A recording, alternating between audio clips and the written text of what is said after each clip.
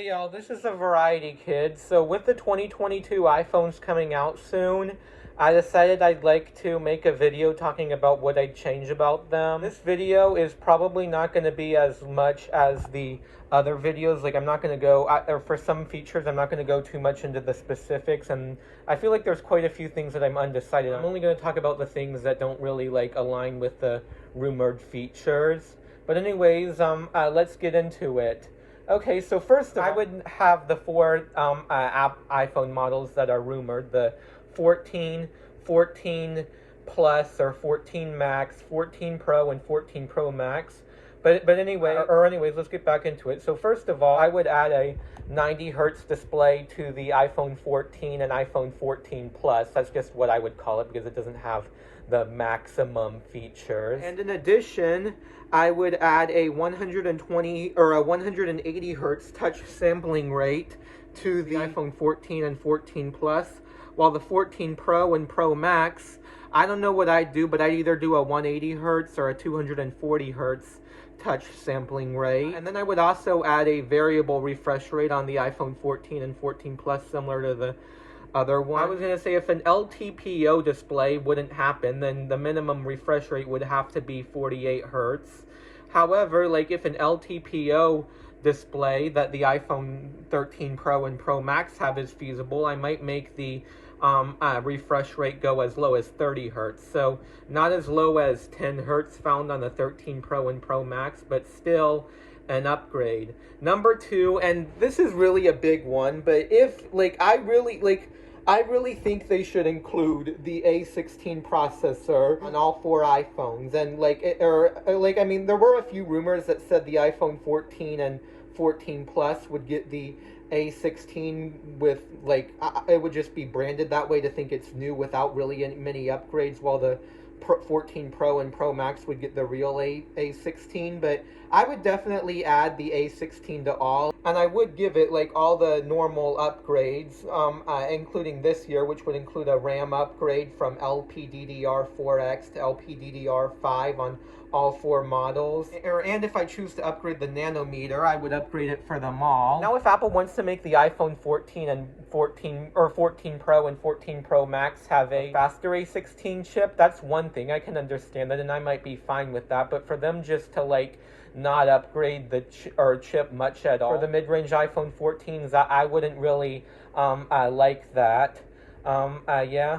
Number three is increased megapixel counts for certain cameras.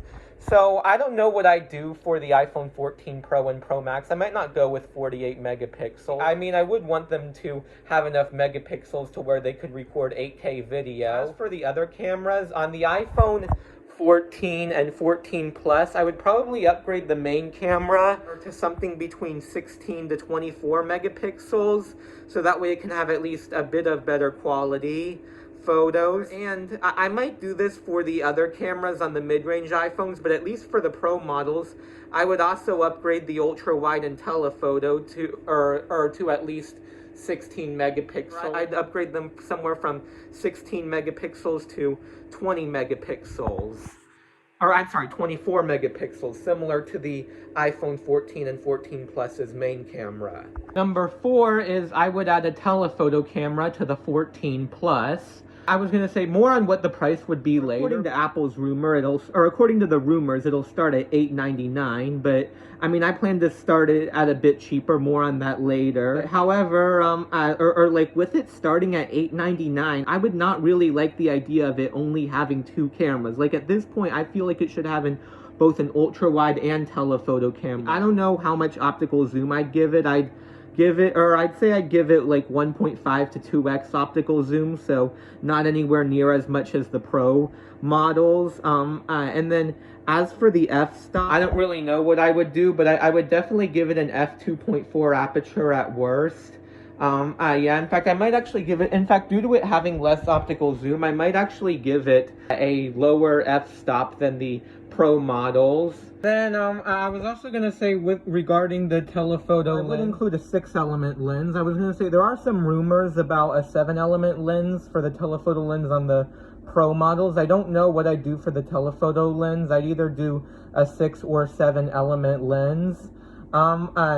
Number 5 is improve the ultra-wide camera. So for the mid-range models, I would upgrade the ultra-wide camera because it's quite a bit worse than the ultra-wide camera on the on the Pro models. I don't know if I would make it the same, or I don't know if I would make it the same as the Pro models, but I would upgrade the f-stop to at least f2.0, and I would change the 5-element lens to a 6-element lens. I don't know about autofocus and macro mode. I would probably add autofocus and macro mode. That's something I might actually not include. I might make that a Pro feature only. Yeah. And then as for the Pro models, like if I can do it without sacrificing too much quality, because sometimes like better lenses I have to have lower f-stops, but assuming I can do it without sacrificing too much quality, I would give a wider ultra-wide camera. I actually haven't thought about this, but I would probably give it just to the Pro models this year. I would allow you to go at least to 0.4x optical zoom, maybe even as much of a third of optical zoom. I don't really know, because like there are times where like I wish I had more, or I wish I had a wider angle ultra wide camera. And then I don't know which ones I would do it for. I would most likely do it for them all, but I would definitely do it for the 14 Plus and 14 Pro Max, but I would really add optical image stabilization to the ultra wide camera. And I would also do it for the 14 Pro, unless maybe I can make significant weight changes, because my iPhone 11 Pro, which weighs 188 grams, I don't like that it doesn't have optical image stabilization. Even though it's technically called a secondary lens, it is still, it is still a lens that I use a lot, and I don't really like having significantly worse quality on it. Number 6 is better slow-mo video recording. So so I do this for all the iPhones, but however I would add 1440p slow-mo video recording in both 120 and 240 frames per second. And as for 4K, I mean, I wouldn't do it in 240 frames per second, but I might do it in 120 frames per second. And then for the Pro models only, I would add either 360 frames per second or 480 frames per second. I don't know yet whether or not I'd make it 720p or 1080p. I'd probably do 1080p if that isn't too much of a storage taker-upper. Number 7 is better water resistance. So I would probably do it from a lower distance or from a lower depth, given that it would probably be hard to implement. But I would make it where they'd be water resistant for a longer amount of time. As for the depth, I don't really know what I'd do. I'd probably do like 2 to 3 meters or so. And then if I haven't said it already, this I would do for all 4 iPhones. In addition, if I were to do this, I would do it for the Pro models only, but I might increase the water resistance depth by a meter or so. The 8th thing I would change about the 2022 iPhones is, and this one is kind of broad, but I would add more things to the Pro Max model and to some degree the Plus model. The 2 things that I would definitely add are more optical zoom. So for the 14 Pro, I'd make it just 3 to 3.3x optical zoom, so a minimal change at most. Whereas for the 14 Pro Max, I'd make it 3.6x to 4x optical zoom. And the other thing is reverse wireless charging. So for the 14 and 14 Pro, I would make it 4 to 4.5 watts.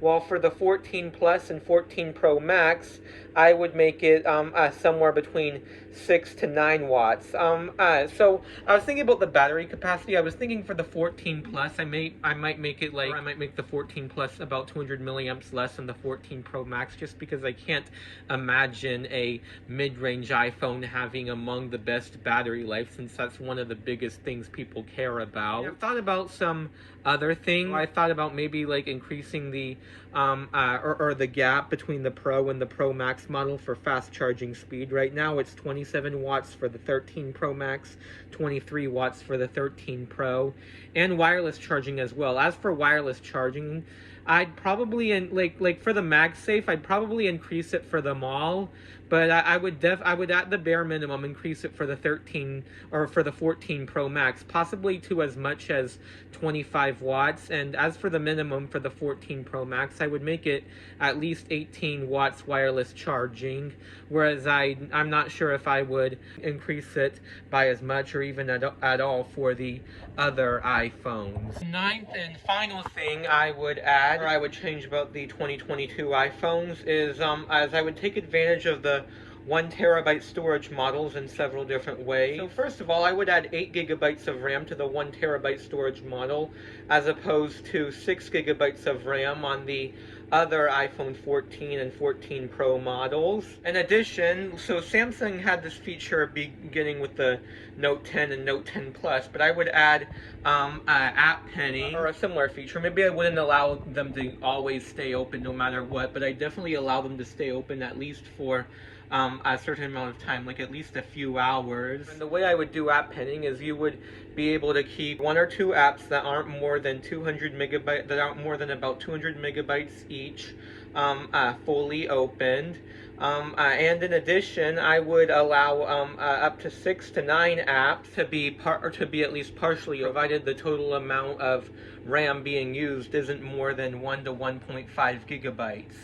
Now, I would also add larger file sizes I would allow for larger file sizes in some ways, and I would probably add these to the 1 terabyte iPhone 13 Pro with a software update, but some things I would, or some extra file sizes I would add to the 1 terabyte storage is at least for 4K at 60 and 1080p at 240 frames per second, I would allow them to be recorded in the most compatible and not just high efficiency. So there's going to be larger or a higher megapixel count, but I was going to say for ProRes photos, which take up a lot of storage, on the 128, 256, and 512 gigabyte model, I would make it where the ProRes file size would be 20 to 24 megabytes, while I would make it where the ProRes file size on the 1 terabyte model would be full resolution.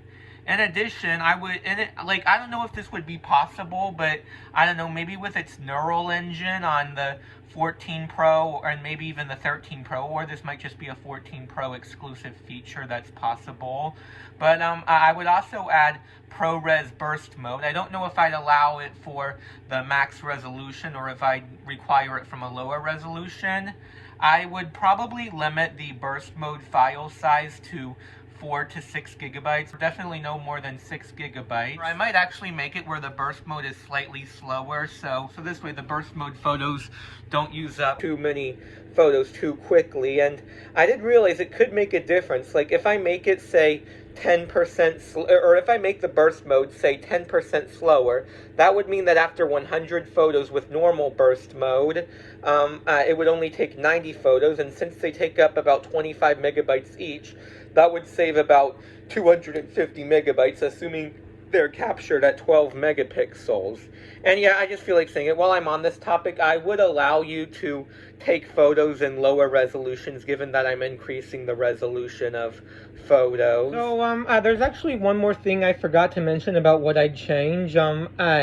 It's about the prices for the iPhone 14s, or it's something I do, not necessarily something I'd change. But, and this is actually more about all the iPhones, not just the iPhone 14 models. So these are the starting prices I do for the 14 and 14 Plus. As you can see here, I'd lower the iPhone 14 starting price by $50 compared to the iPhone 13. And then as for the 512 gigabyte, I might give it a $200 increase, as that makes sense because they're basically increasing it by $100 per 128 gigabytes. But however, I mean, that does make it really expensive. So I've considered only giving it a $150 increase over the 256 gigabyte storage model. So these are the prices I do for the 14 Pro and Pro Max. As you can see here, I might increase the starting price by $50 compared to the 13 Pro to give a $200 gap between the 14 Plus and 14 Pro.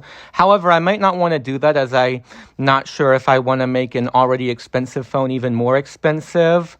So I already explained why I might lower the 512 gigabyte storage option, but as for the 1 terabyte model, I might give it a $250 increase from the 512 gigabyte if there's already a $200 increase between the 512 and 256. And I might do this because of the extra features I said I would add to the 1 terabyte model.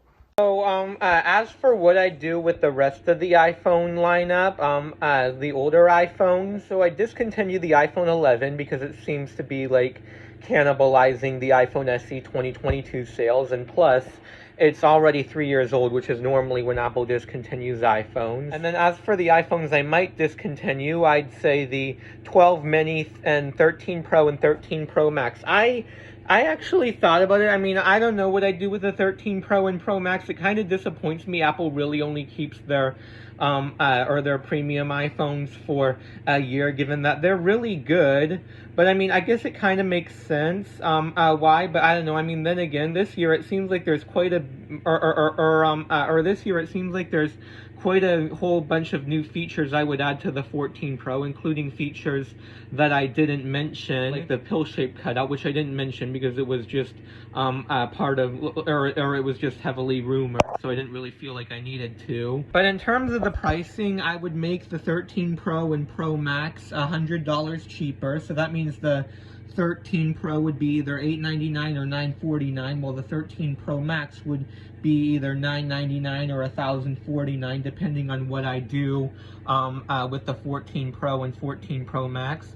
I would discontinue the 1 terabyte storage model, and then as for the iPhone 13, 12, and 11, I would lower the, or not the 11, but the 13 and 12, I would lower them by $150, whereas with the SE 2022, I might not lower them as much. I've noticed that Apple's selling really cheap iPhones isn't really their thing, like, but however, I'd lower the SE 2022 to either $349 or $399. I mean, that wouldn't, I mean, similar to the 12 and 13 models, I would make it $30 cheaper without a carrier discount. And then, and then I don't know if I might actually discontinue the 512 gigabyte iPhone 13 mini model. I don't know what I'd do about that.